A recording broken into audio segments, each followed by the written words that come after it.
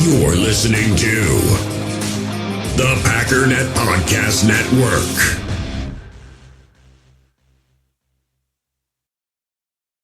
US Cellular has noticed the way we use our phones has gotten ironic. We try to put our phones down for dinner, but the menu's on a QR code. That's ironic. We hit like on social posts that we don't actually like, which is ironic. Which is why US Cellular created Us Mode, to help us reconnect with each other and use our phones less ironically. A phone company wanting people to use their phones less is ironic. Let's find us again with Us Mode from US Cellular. Visit uscellular.com/built-for-us to get started.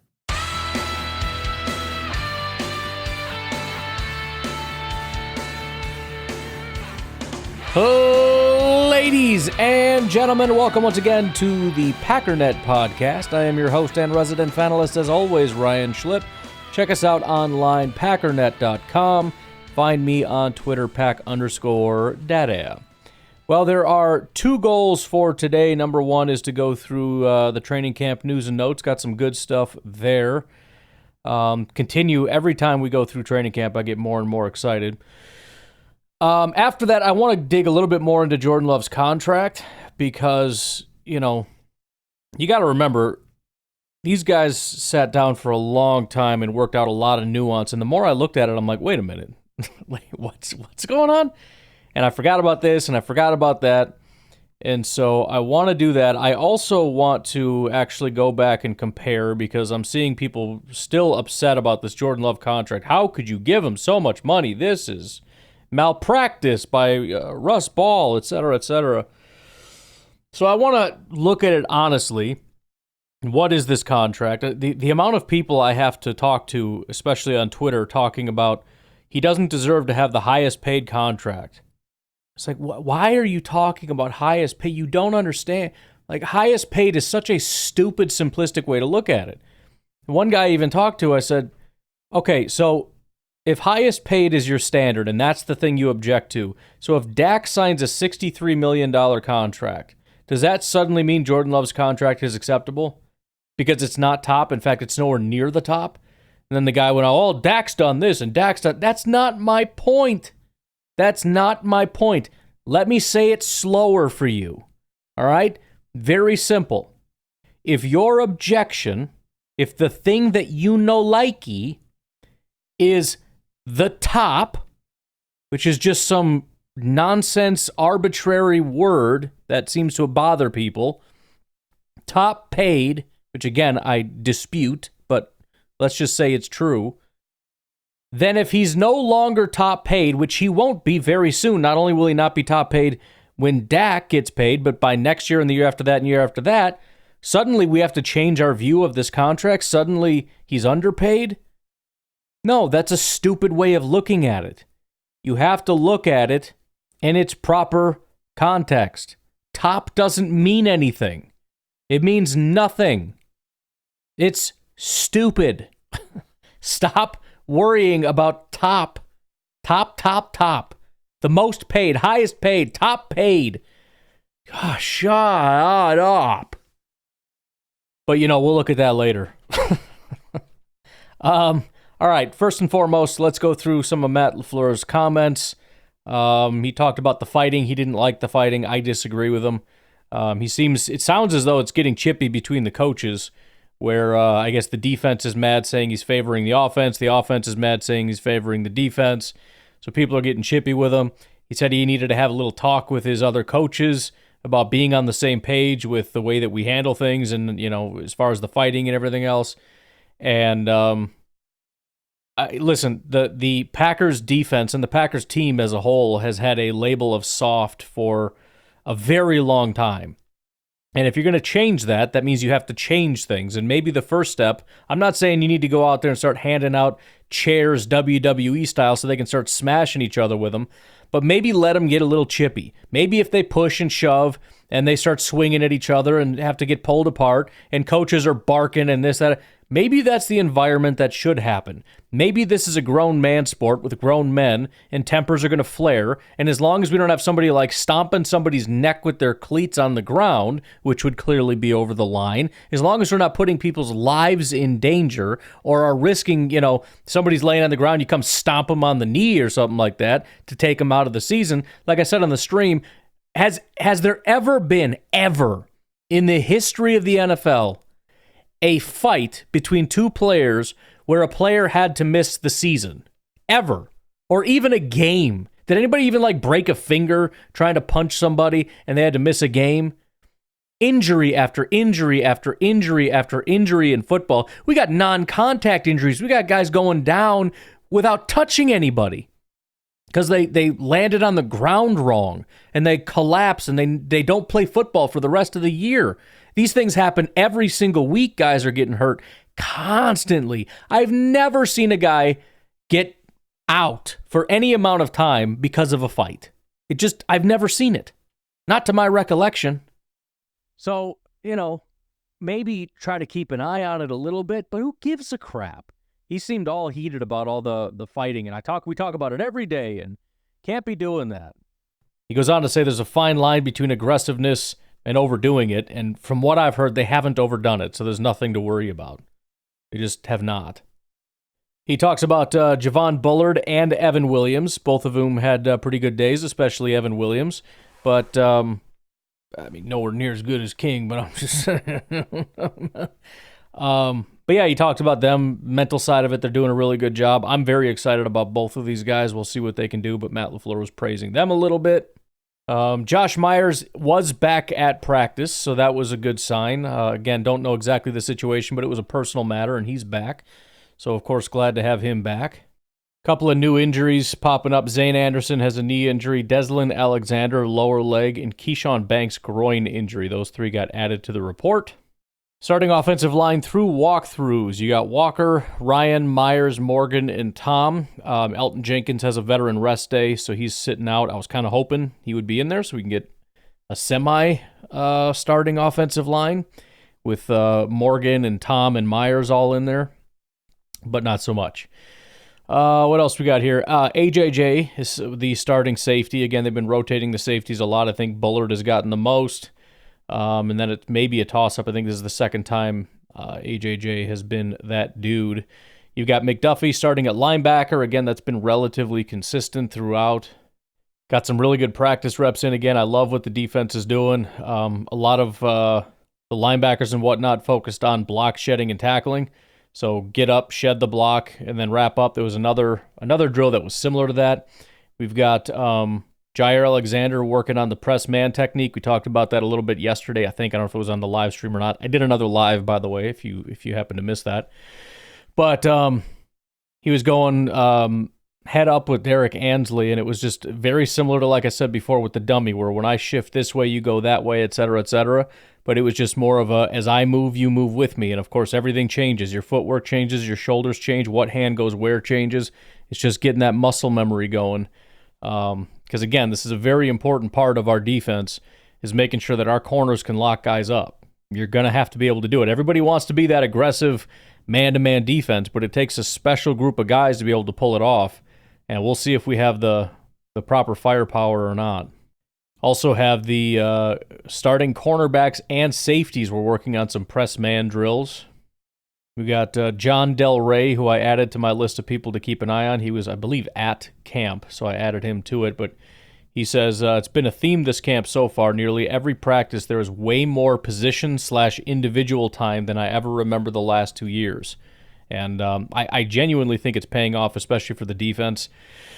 Really making sure that these guys understand their specific role, and it just comes down to make sure you're doing your job as opposed to, defense-wide or even necessarily, DB-wide, cornerback, position-wide. It's you and your specific role. Slot, corner, individually, what are you guys supposed to do?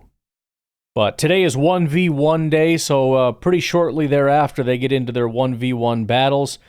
Little bit of that. We got Walker locks up Preston on the first one-on-one. Clark tosses Ryan after a hood battle. Ryan with a good comeback the second time around. Slayton runs through Myers twice. Jordan Morgan does a phenomenal job on Devontae Wyatt. We got 2 good reps from Myers against Slayton, so it was kind of 2-2 there. Big man tried to hit him with a spin move in that first rep, but Myers wasn't thrown off. Ford absolutely smoked Monk in one-on-ones. Mercy. Andre Dillard does a good job against Lucas Van Ness. Royce Newman got absolutely ragdolled by someone. Then we got some other 1v1s. Wicks beats Nixon on a slant. Reese beats Ballantyne on a comeback. Musgrave drop with McKinney. Watson nukes Stokes. Stokes falls down on an out route. Sick catch by Dobbs in a comeback versus Jair. Sims incomplete versus Bullard, overthrown. King, good coverage on Toure, overthrown. Melton can't come up with a diving catch on a bomb versus Ballantyne. Love complete to DeBose. He something on an out route. Great coverage by McKinney, but nice catch by Musgrave. Joel Wilson, drop versus AJJ, had him beat on a corner route. Reed comes up with a contested catch on great coverage by King. Reed a bit slow to get up, but looks okay. By the way, keep in mind every time I mention King, because you want to talk about had a great day, you can circle several guys. He had an unbelievable day. Wayne toasts Gilbert for deep touchdown. Nixon near pick versus Wicks. Such a fun sentence to say. Nixon near picks versus Wicks as Wicks fell down on a cutback. Okay.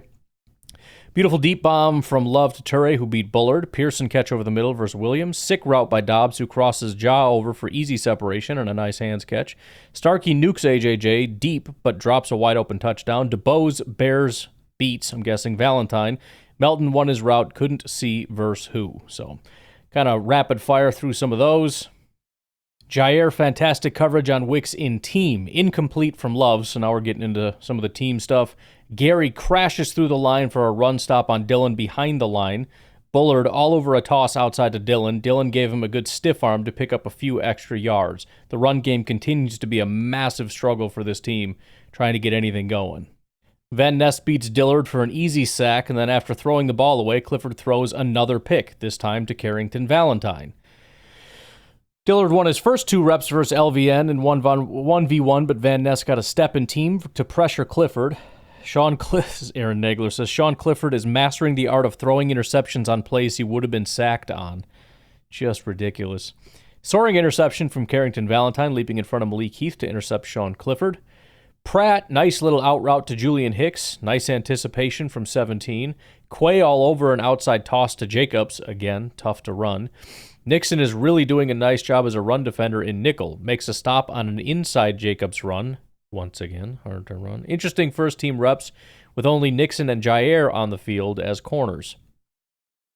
Excellent work from Reed to seal the edge on a Jacobs run. Started tight to the formation and cracked down on Gary. Love it when wide receivers do the dirty work, and it sounds like that's kind of necessary because the run game is not doing very well. The offensive lineman certainly not doing any favors. Plus, you add in the talent, aggression, and speed of the defense. You really got to have all hands on deck if you're going to try to squeeze out some yards here. Luke Tenuta getting reps at right guard today with the 2s. He's been getting a pretty serious look all over the offensive line. That's definitely a guy to keep an eye on. Big B says, I'm not even kidding. A.J. Dillon looks so much faster. His burst is insane. I'm so bought into the A.J. Dillon domination season. Herman says, Benny Sapp making his presence known with a big-time tackle for a loss. Wilson was the ball carrier, and Sapp won that collision with authority. Once again, how many times between picks and tackles behind the line of scrimmage and sacks? I mean, good Lord, man. John Del Rey says, paired with the interception a few days ago, and Sapp is having a nice camp so far. Joseph, so here we got the kickers. Joseph goes 3 for 3. He's now 14 of 15 in camp. Carlson goes 3 for 3. He's now 14 of 15 in camp. There is no Turner kicking today. He still sits at 12 and 18.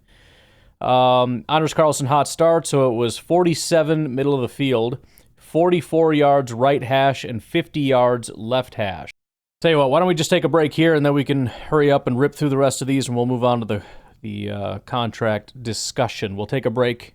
We'll be right back. By the way, I still haven't put it on social media yet, but there is a GoFundMe. The title of it is Holtz Family Fire Recovery Support, HOLTZ, just in case I forget again. I'm all spun up with everything going on. Holtz Family Fire Recovery Support. This is a Green Bay Packers family.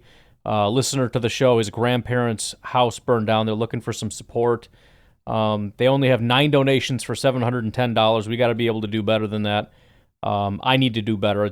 He's told me about this like 3-4 days ago. I still haven't gotten it up. So I'm really hoping that we can hurry up, get this moving, and get them the help that they need. But anyways, we'll take a break and we'll be right back. US Cellular has noticed the way we use our phones has gotten ironic.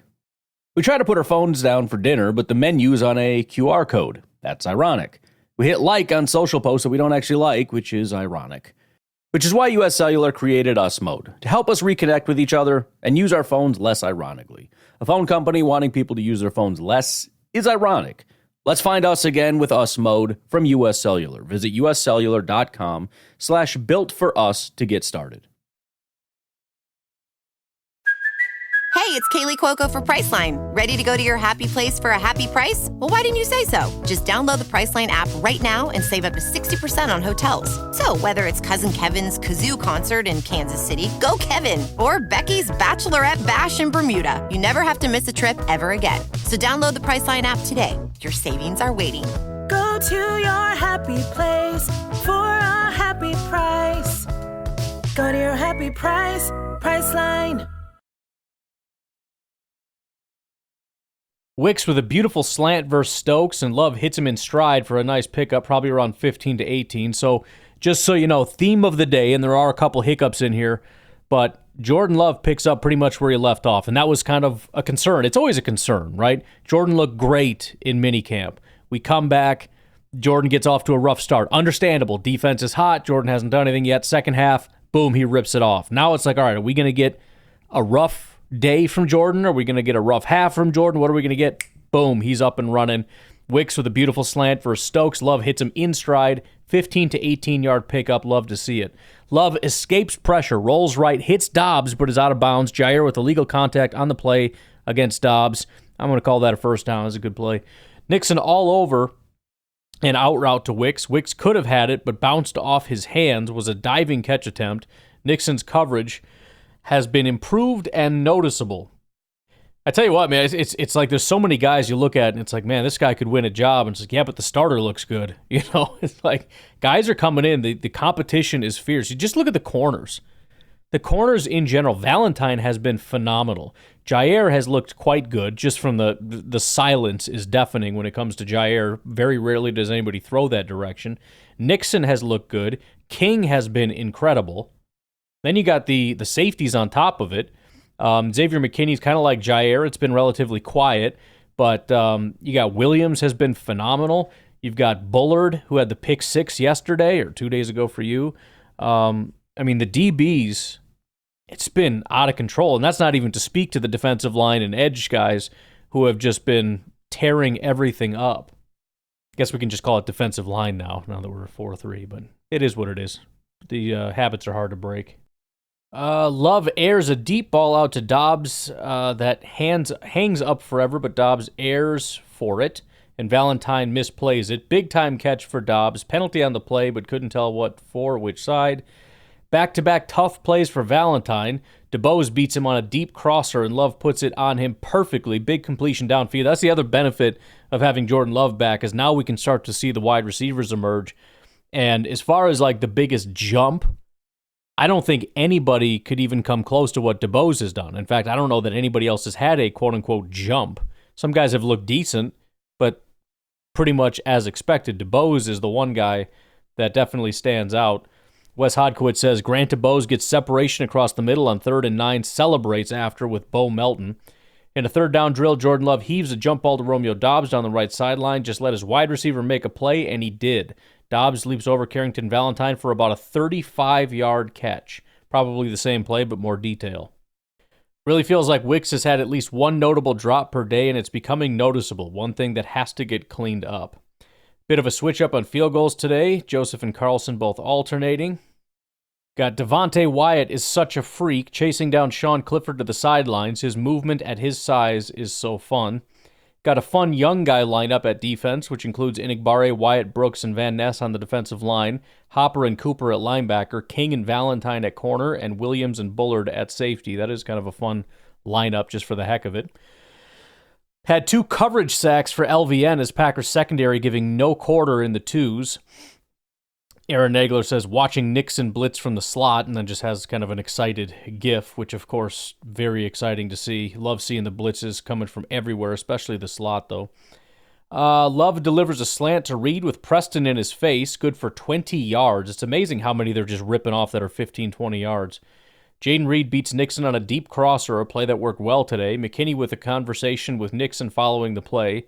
It's great that McKinney's already out there. I mean, granted, this isn't like... It's not like he's coming into the new scheme everybody's familiar with. He's actually probably more familiar than most people with this scheme. But to have McKinney already coaching up veteran Packers is kind of funny, or I guess great. Rashawn Gary with yet another insta-sack. Ho-hum, just another day. Nixon puts Diller on his butt on a collision right after the catch. I did see the video of that. It is disappointing. Again, my thought was Dillon caught it, and you got a guy coming downhill, and he pops him as he's standing still. Nothing much you can do about that. It wasn't. This was straight up Oklahoma drill. They're running right at each other, and Nixon just cleaned his clock, and it's like, Dillon, you got one job, bro. You got one job.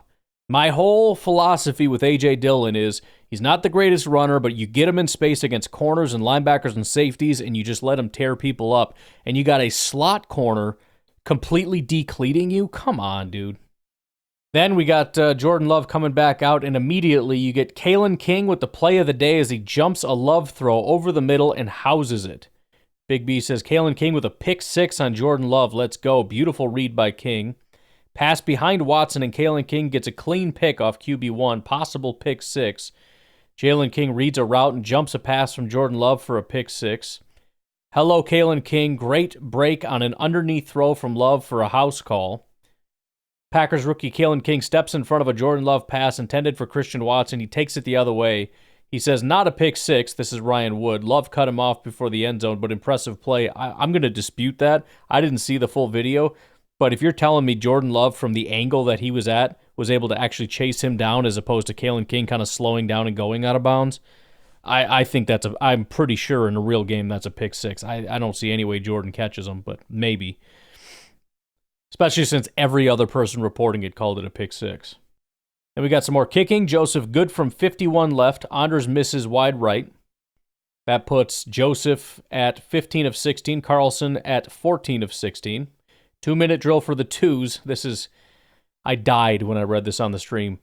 2-minute drill for the twos. 1st and 10 at the 30. 1 minute, 5 seconds, 1 timeout. Clifford immediately throws a pick to Evan Williams. A nightmare offseason for Clifford continued. And I do feel bad for him. I hate to, I get involved in the whole, like, I'm a Pratt guy, and, it's kind of a funny thing. But, I had high hopes for Clifford. I hate to speak about him in past tense already, but this is about as bad of a performance from any player in any offseason that I've ever observed as a Packer fan. I mean, there's been some bad ones, for sure. I can't fathom anybody. Nothing comes to mind as far as somebody having a worse offseason than Clifford has had. He has to have thrown a dozen interceptions by now. It's absolutely insane.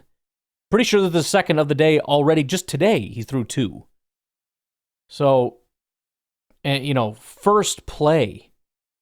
We get this all lined up. The coaches have got this all set up. Like, okay, what are we going to do? We're going to run 2-minute. We're going to set it 1st and 10. 30-yard line, minute 5, 1 timeout, you get the play, you set everybody out there, and Clifford crashes the whole thing. Now you're done. And that pisses you off as a coach because it's like, we want to run this. We need to actually practice with the wide receivers, the offensive line, the running backs, the tight ends, the entire defense. They need to practice 2-minute drill. And we can't do it because Clifford comes out and throws a pick right away. So, I mean, it's problematic. Kudos to Evan Williams, by the way. Again, this defense is built for this. It's built for takeaways. A big part of the reason why is eyes on the quarterback. All these guys are watching the quarterbacks. Evan Williams watched the quarterback. He saw the arm cock and he started sprinting, jumped up, and grabbed it. Simple as that. So kudos to the defense. Kudos to the defensive coaches for the training and for the coaching. Kudos to Williams for coming down with, I think, his 3rd pick, maybe more.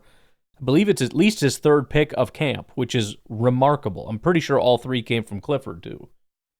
Clifford picked off by Evan Williams on a pass across the middle on the first play of the number 2's 2-minute drill. End of the drill, one's up. I mean, it's got to be frustrating, man. I mean, you're done. You go sit down, you'll watch the ones run now. And you got guys on the twos trying to make the team.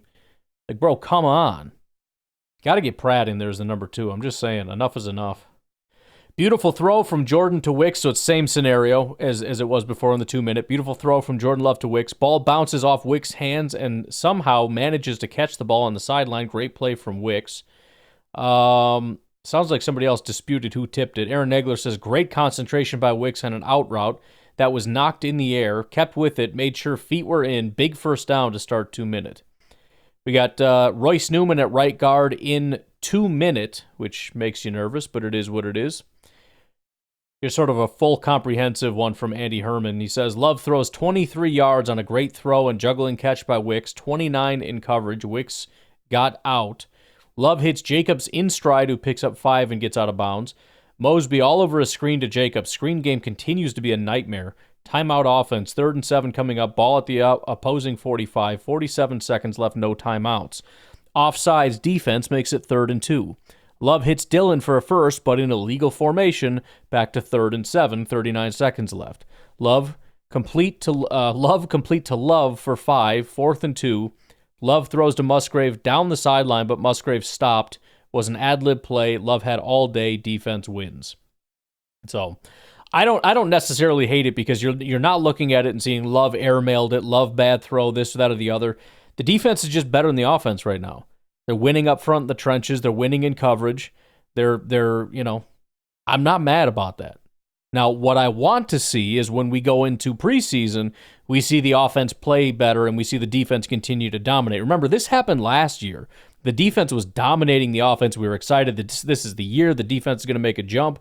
Then we went up against like the Patriots or something. The offense continued to suck against their defense, and our defense couldn't do a freaking thing. I think it was our pass rush was killing everybody. And went up against another team, and our pass rush did nothing. And that's when you're sitting back going, uh-oh, maybe our offense really is just bad. So hoping that isn't the case, and by the time we come head-to-head with some of these other teams, we see, a scary-looking Green Bay Packers team. Let's see. We'll skip ahead from some of these. Yeah, now we got Joseph goes 0 for 1, Carlson 1 for 1, so both are back to being tied. They are both 15 of 17. Carlson was good from 53 left. Joseph missed it, so a lot of 50-yarders. Carlson does a good job. I think that was the longest of the day, one of the longest in camp from 53 yards away. Interesting tidbit here from John Del Rey says, seems like Carlson is shortening his follow-through more consistently this year. Last year with regularity, he was sailing kicks over the net. This year he has yet to really do so, and it seems like he's going for less leg, but more targeted, which makes sense. John Del Rey, by the way, Lombardi Time Brews. I believe it's a podcast, so be sure to check them out. Thank you to them for providing us some extra content, as well as everybody else that's usually doing this. You got the usual suspects, Herman, Hodkowitz, Nagler, and etc. Let's see. King breaks up a pass for Wayne. He's had a nice day. Paul Brettel says, Kalen King with an interception and pass breakup today. He's been spending individual reps in the slot, but during team, seeing some boundary time as well, which also makes it more difficult. You're working over here in the slot. You're learning to be a slot guy. You're doing all that stuff, and then we pull you away. We put you on the boundary with these guys. You got to learn basically a different position when you're looking boundary, and he's still able to do what he's been doing. He's been fantastic coming downhill, stopping guys at the line of scrimmage, behind the line of scrimmage, comes up with a pick, comes up with a pass breakup. You probably remember I was a big Kalen King guy coming in. I know I was going to make a Kalen King video a long time ago, and then I kind of just bailed on it, started doing some of these other bigger name guys. But anyways, I'm a big fan of Kalen King. I like the way that he plays. I'm hoping he can find a place on this team somewhere, sometime. I don't know if it's going to be this year, probably not, but he seems to be a talented young guy. All right, and then I think finally we got the threes in their 2-minute drills. My boy Pratt. Pratt checked down to Emmanuel Wilson, who dropped it. One of the very rare negative plays for Emmanuel Wilson. Pratt, beautiful throw to Wayne along the sideline, out of bounds, first down. Pratt incomplete to Jay Wilson over the middle. For some reason, they are doing the play over, though. A near insane pick from Kalen King, but it falls incomplete. Shucks. I mean, Pratt King, what are you going to do? Pratt incomplete to Stanley on a slant. Pratt with a beautiful throw between two defenders for Wayne for a first down, out of bounds, diving catch from Wayne. Pratt complete to Starkey for about 7 on a slant, timeout. Pratt throws for a would-be first down to Hicks, but it's dropped. Kalen King would have been right there for the stop. Pratt with a touch throw to Howard for a first down out of bounds. Pratt hands inside for a couple. Pratt almost doesn't get the snap from the center in time for the spike. Pratt spikes with 1 second left. A beautiful drive from Pratt to set up the game-winning field goal. Let's go. I believe that was the only of the two to get their game-winning field goal to score points. So congrats to them. It feels like it's Pratt versus King out there with the threes, doesn't it? Sounds like two guys that need a promotion. Also good to hear Wayne's name. Don't hear him very often, so keep that on your radar. Jalen Wayne from South Alabama, who is 6'2", 210 pounds, just has a good wide receiver build, you know. Was with the Buffalo Bills in 2023, got waived, got picked up by Cleveland, got waived. Now he's in Green Bay. We'll see how that all pans out. Wouldn't be the first time that a couple teams have kicked him down the road and then the Packers pick up somebody that ends up doing anything. So just a little something to keep an eye on.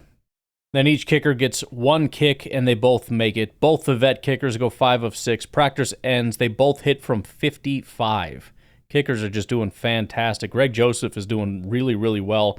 If it was in a different situation, I think he'd have a great shot of winning. Either way, he's putting on some great tape for somebody. He's going to be kicking somewhere in the NFL, I have a feeling. He's having a great camp, but he's not going to steal it from Anders Carlson, I can tell you that right now. And that leaves offense to do the push-ups again. Yesterday was the only day the offense has won. Every other day out of 6, we've had offense doing push-ups. So congrats to the defense. They're doing a fantastic job. Recap for the day. My favorite guy, again, is Mr. Kalen King. He's been absolutely phenomenal. Wide receivers mostly quiet, a little bit of this, a little bit of that. Haven't really had anybody stand out too much, but today was Grant DeBoe's day, so if I'm giving a game ball, or if I'm handing out game balls, you got Kalen King, you got Grant DeBoe's. I'd be tempted to give one to Jordan Love, although you can't throw a pick 6 out there. Same for Michael Pratt. If he would have scored a touchdown, maybe I'd be willing to give him one, but I don't think so. Good day from Jordan Morgan. I don't know if it's game ball worthy, but it sounds like he handled business. And then I think you got to give props to Evan Williams, man. He's coming down with picks. He continues to do it over and over again. Evan Williams, I would say, would get the 3rd game ball. Keyshawn Nixon also had a real good day. Again, I can't really say that it's game ball worthy. I can't remember if he had a couple negatives in there or not, but he's playing real well. Valentine was close. I think he had a negative play or two, but otherwise he's playing solid football. Anders Carlson and Greg Joseph both getting some of those special teams game balls. They did a really, really good job. All camp they have. But including today, I suppose you got to give some love to Matt Orzech, the long snapper, for getting the job done there as well. I mean, the operation is working overall. A lot of people on the stream had commented that we need to see some of this kickoff stuff. I am hoping that we get a little bit of that. Be interesting to see how that all pans out. We've heard very little so far in terms of who's kind of first on kick return duty, this, that, or the other, with Keyshawn Nixon, Jaden Reed. Heard a little bit about Josh Jacobs and Bo Melton, but I want to see the whole operation, so hopefully we get a look at that. So far, haven't really seen anything. But all right, let's take our final break, and then we'll come back, and I just want to rip through a couple of the observations that I made as I was pouring through this Jordan Love contract. Seems like it should be pretty simple. You don't really need to spend that much time on it, but it is not. There's several little nuanced things that I want to go back, and as I said, when I did my initial calculation using my calculator, I didn't even do it right. I forgot that there was a change in the way of doing it, because remember, although it's a 4-year contract, it's actually 5 years. It's a 4-year extension, but it's 5 years. So we got to look at his total guarantees, which there's a lot of nuance to that as well, but also do it over 5 years, and then I want to compare that to the rest of the league and see where Jordan Love stacks up, in my opinion, at least as far as how I look at it currently. We'll see if we can continue to evolve the way that we do this. But let's take a break, and we'll be right back.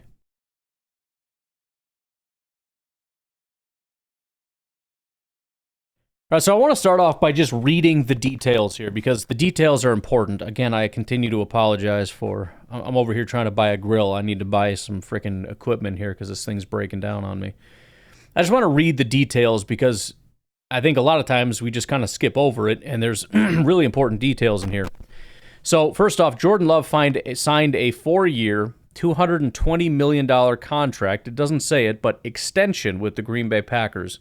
That includes $75 million signing bonus, $160.3 million guaranteed, and an average annual salary of $55 million. In 2024, Love will earn a base salary of $3.5 million, a signing bonus of $75 million, so that's cash in hand, and a workout bonus of $500,000 while carrying a cap hit of $20.757 million, and a dead cap value of $107 million, whatever. He, by the way, I looked at it. He's right at $100 million. I really have to wonder if that was part of why we made it what it is. I mean, he is at, when you look at total cash value, by the end of this year, once he cashes out, I think he's at like $99.98 million that he's earned in cash. So absolutely crazy to not that long ago. I mean, 1 year ago, Jordan Love was negotiating a contract where he's just trying to get a little bit of money just in case this thing goes south. And he could end up basically screwed and off the team right now and everything else, and now he's sitting there with $100 million in the freaking bank, more or less. Just crazy. I want to continue on with the notes because it gets further nuanced. It says $100.8 million guaranteed at signing. That's an important nuance here. Remember, it's $160.3 million guaranteed, but $100.8 million guaranteed at signing. What's the difference? Well, there's other guarantees that are plugged in here that are set up at different points. For example, there is $39.5 million of 2026 will be fully guaranteed the 5th league day of 2025. This is injury guaranteed at signing. $20 million of the 2027 compensation will be fully guaranteed the 5th league day of 2026. So in other words, as of right now, and remember, there's a little bit guaranteed from his old contract, so that the whole thing kind of adds up to a whatever. I think it's 150. Some people reported 155. Yet this one says 160. Why is that? I think it's because there's about $5 million in guarantees from his previous contract sitting there. I don't actually know that. That's speculating. I just don't know how else to figure that out. But as of right now, it's not $160 million guaranteed. It's only $100.8 million guaranteed. The other ones will be. You'll see more guarantees hit. For example, next year on, I forget what the date is, it's like March 5th or something like that. It'll go up from 100.8 to 139 or 140, basically. 140 million will be guaranteed. Because as long as he's on the team at that point, it kicks in more guarantees. And the same thing is true the next year. As long as he's there, it kicks in more guarantees. Now, I don't fully understand this. I got to dig in a little bit more. This is similar to the way that... a lot of contracts are structured, but I know Pat Mahomes' contract was this way. You look at it and go, this contract sucks because you can get out of it immediately. It's like, well, no, it can't because on this day it triggers this. And you say, well, what if you just cut him before the trigger date? Well, you can't because the dead cap hit is too high. And so there's no way that they would ever move on from him because it's a $107 million dead cap hit by 2025. If you look at next year and you say, well, what if they try to cut him before the trigger date? $87.5 million in dead cap money. There's no way. You can't do it. And same with 20. And the interesting thing is, too, you're actually going backwards because I think you're spending less on Jordan Love than you're guaranteeing the next year. So it just goes up. So by 2026, are you going to cut him? No, you're not going to cut him because, again, there's too much of a dead cap hit.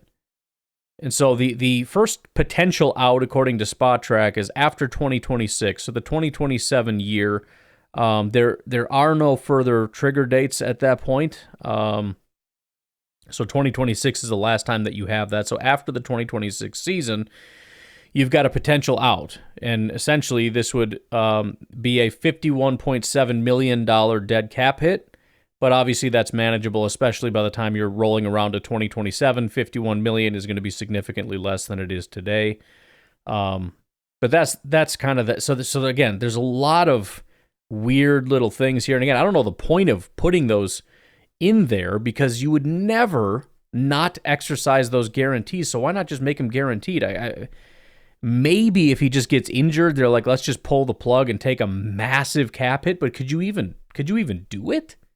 I don't know. I would be interested to know. I'd love to be able to sit down with Russ Ball. I'm sure it would be over my head anyways, or somebody, and just say, why are we doing this? What is the point of it?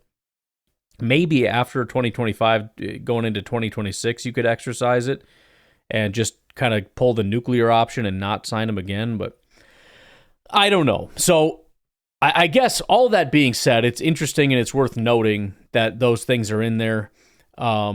It's only, again, $100 million guaranteed at signing, but I think you could reasonably say 160.3 of the total guaranteed is a solid, like, real guarantee. And again, I think a better way to look at this would be likely to be earned, and you can go, I've been contemplating a whole formula, but it's not really worth going into today. Again, the way, if you're new here, that I generally look at contracts is rather than the total value, because the total value doesn't tell you anything. A lot of guys get fake contracts. Like, who was it? It was Derek Carr got a massively fake contract because they wanted to keep Devontae Adams, right? Devontae Adams is like, okay, I'll come, but you need to sign my boy because I'm partially coming there for Carr. They give him a massive contract, but there's almost no guarantees. In fact, I think his guarantees were exactly his salary for year one. So by the time year two rolled around, he had, I think it was like zero guaranteed money, and they let him walk. So it was completely fake. So looking at the total contract is nonsense. You're probably going to earn more than your total guarantees, but I want to just look at the total guarantees. So you look at the total guarantees, it's 160.3, and it's over 5 years. And that's the other thing to remember. It's $55 million, but it's not really $55 million. It's $55 million over 4 years, but we're going to take the $55 million and spread it over 5 years and just kind of sprinkle in whatever he had sitting on the cap already. So it's not even an average of $55 million. That's what the extension was over 4 years. But remember, this is over 5. So a lot of this is fake. A lot of this is an illusion where they tell you he's going to make $55 a year. No, he's not. That's total money, which doesn't even include some of the money that's not real. It's not guaranteed. 160.3 over 5 years is the contract. Another thing to think about, because, again, you've got that old money that's sitting there. It turns out that none of the new money none of the money is guaranteed old money. It's a weird thing, but 160.3 is all new money, and that is the total guarantees. It's not 160.3 plus there's a little bit extra. Any previous guarantees were voided. Not necessarily the money, but the guarantees. So 160.3 is flat out the total. That's it. So when I go back through it and I look at the current contracts, and Dak still has to sign his, but we'll see how that pans out. Dak actually got massively paid last time in terms of, again, this is sort of a cap pain index, I guess is the best way to look at it. I'm sure there's different ways to measure contracts, but whatever. I had mentioned that Jordan saying he has the top contract is incorrect, and that I don't even know if he has a top 10 contract. I was wrong. He does. His contract right now ranks 6th according to the metric that I have now. So really, there's kind of like 3 that are above the norm. The rest kind of hover in the same area.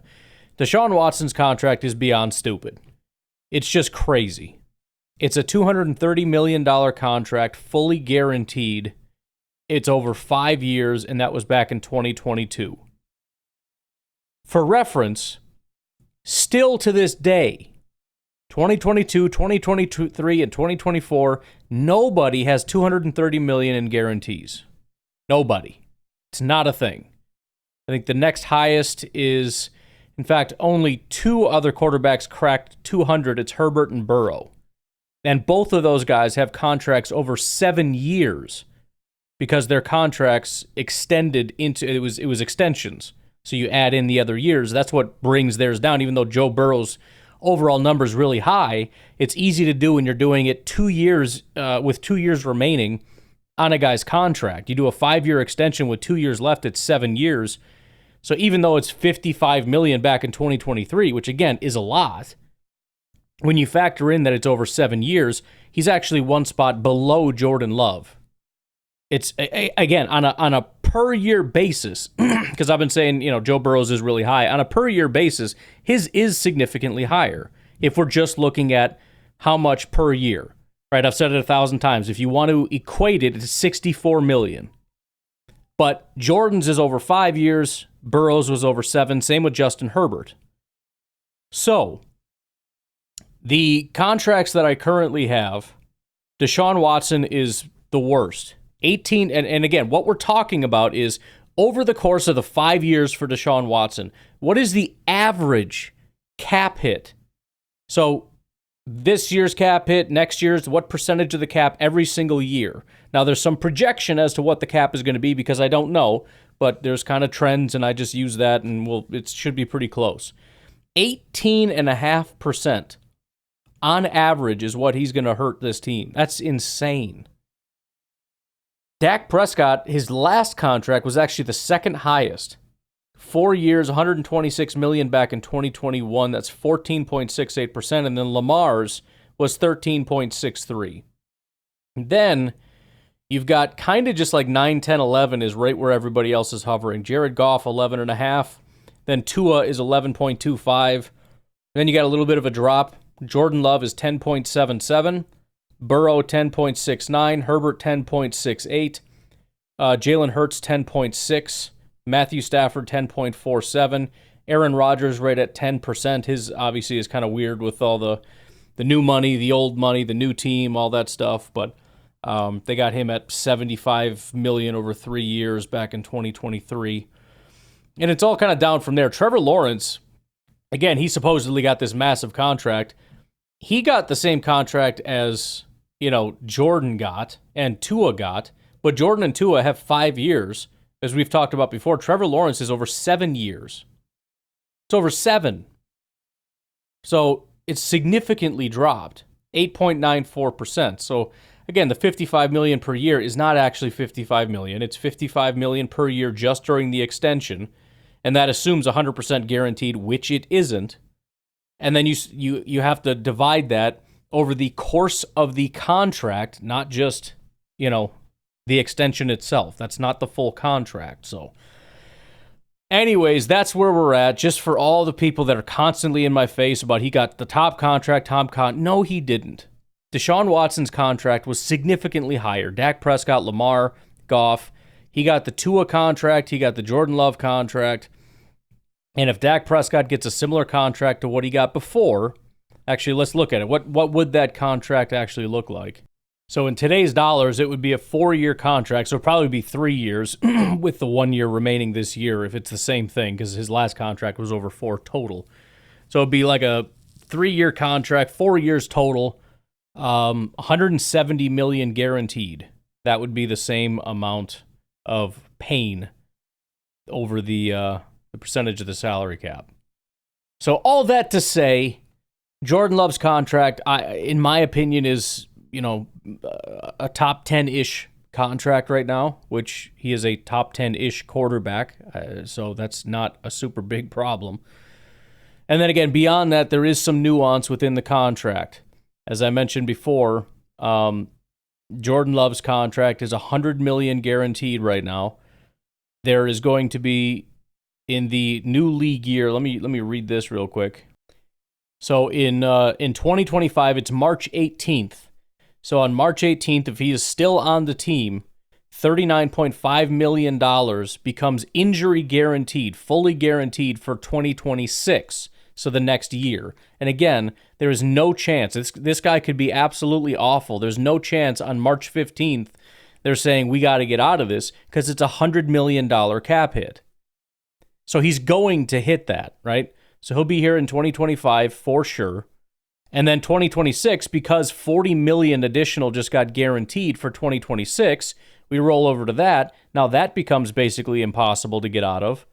So then by March 15th, we're not saying I got to get the heck out of here. So guess what? On March 18th, $20 million more in 2027 becomes guaranteed. So again, he's going to hit, despite the fact that $100.8 million was fully guaranteed, $160.3 million is going to end up being guaranteed. And again, I don't fully understand why they do that. Maybe there is some really weird chance that you would decide to do that? I have no idea.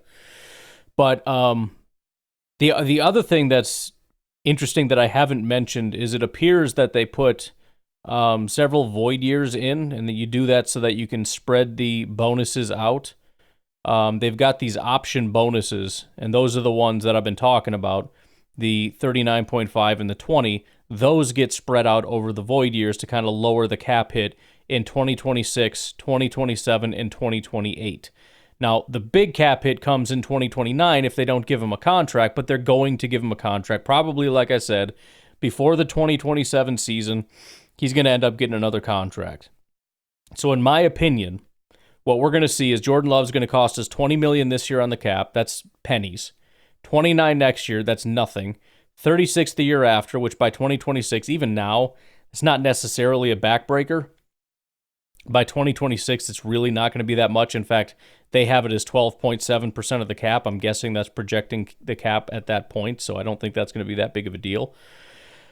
2027, it jumps up to 42. Again, I think that's probably in line with 36 the previous year, if I had to guess. I mean, they have it at 13.5, so it's slightly higher. But again, I think a new contract is coming. And yes, you're going to have to absorb all the rest of this.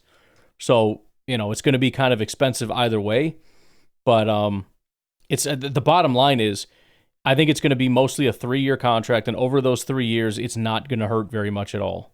Maybe it's a 4-year contract. And again, it's still not that big of a deal. 13.5% of the cap. Just to give you a point of reference, that would be the equivalent of about a $34 million cap hit this year. Just so we're clear, there are 6 quarterbacks that have a higher cap hit than that. So the worst year potentially for Jordan Love, if he even goes into that next year. So I'm saying if he plays in 2027, that's equivalent. That is $34 million this year. Pat Mahomes' cap hit this year is 37. Daniel Jones is 48. Kyler Murray is 49. Matt Stafford is 49.5. Dak Prescott, he's getting a new contract, but he's at 55. Deshaun Watson's cap hit is almost $64 million. I've looked at this 100 times because I can't believe that it's true, but it is. Again, we knew that contract was stupid, and it was backloaded. And by backloaded, I mean they made the first 2 years really low. His cap hit was $9 million, then 19. Over the next 3 years, it's 63.7, 63.9, and 63.9. It's actually basically 64 for 3 years. And it's fully guaranteed. David Mulugeta is his agent, by the way. You can't imagine how much money he made off this contract. Holy crap. Oh, this has to be one of the worst signings of all time. $64 million he's on the cap. 25% of the cap this year.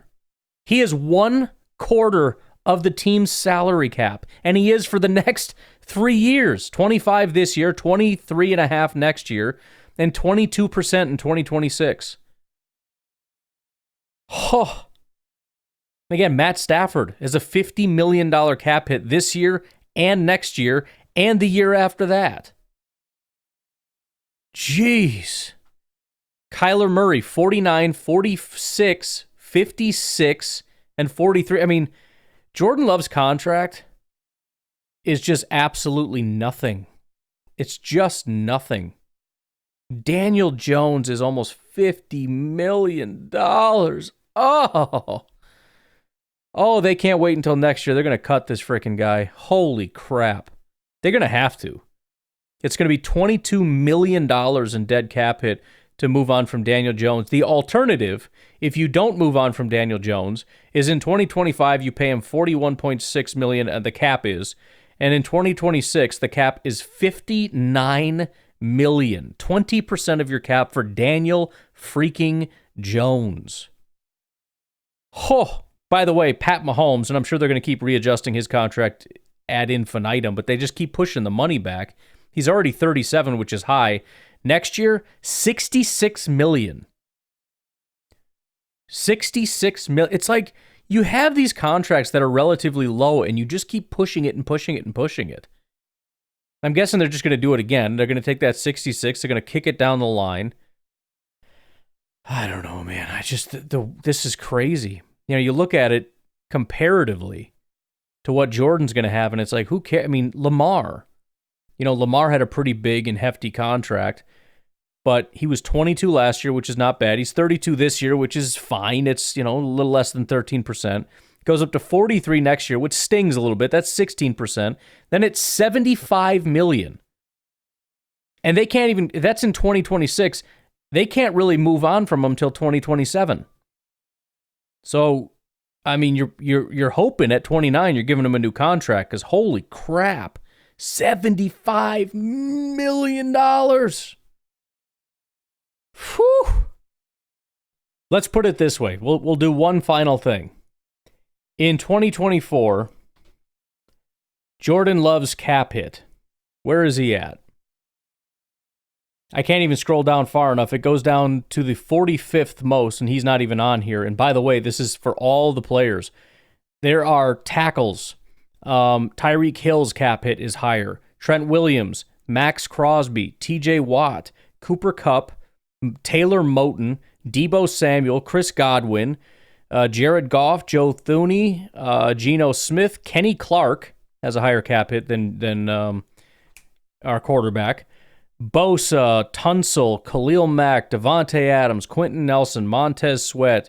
You got Jair. You got Brian O'Neill in Minnesota. Has a higher cap hit. Marlon Humphrey, Tremaine Edmonds in Chicago has a higher cap hit. But let's move forward a little bit. In 2025, Jordan Love's contract ranks 27th. 27th highest cap hit, just 10.9% of the cap. Obviously, you've got Pat Mahomes is the highest at 66. Deshaun Watson, 64. Just crazy stuff. Josh Allen, 60. Tua Tagovailoa's contract is 60. They signed the same freaking contract. Why are you so stupid about it?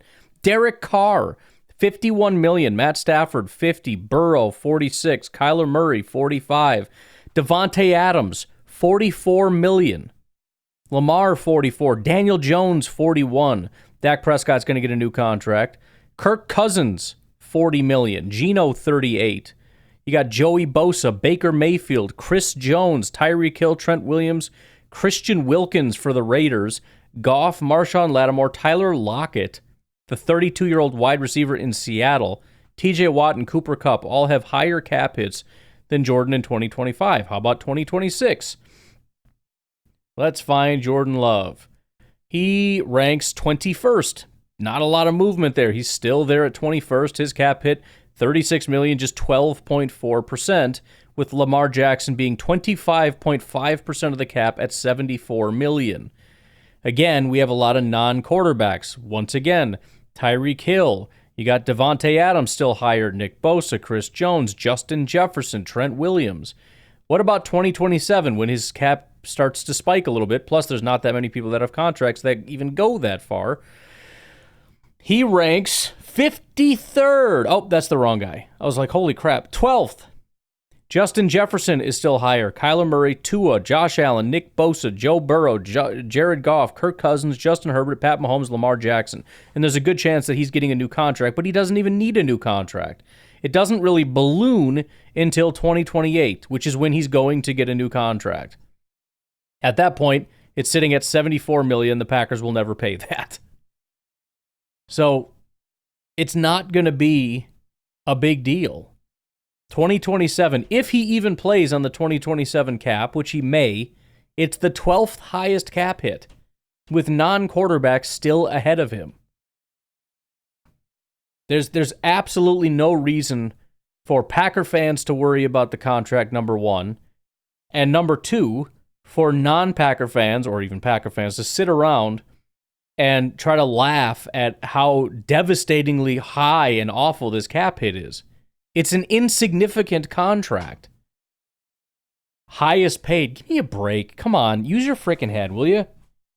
Anyways, folks, I'm going to go ahead and get out of here, so you have yourselves a good rest of your day, and I'll talk to you later, okay? Okay, then, yeah. Hey, we got we found a mouse, in this bottle. And my cousin's a lawyer. He says you got to give me free beer, I gotta watch that. I haven't seen that movie in so long. Strange Brew. Holy crap, that's a good movie. Anyways, I'm out of here. Have yourselves a glorious, wonderful, fantastic day. I'll talk to you tomorrow. Have a good one. Bye-bye. Jordan Love's got a new deal. Some fans think it's unreal, but take a closer look, my friend. The numbers aren't what they pretend. Don't be stupid, use your head. The contract's not something to dread. Packers fans just celebrate. Love's future looks pretty great.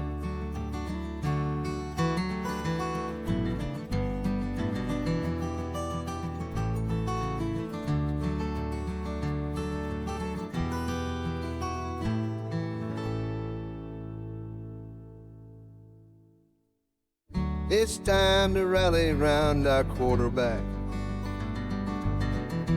Green and gold, we got his back. The future's bright in Titletown, so turn those frowns upside down.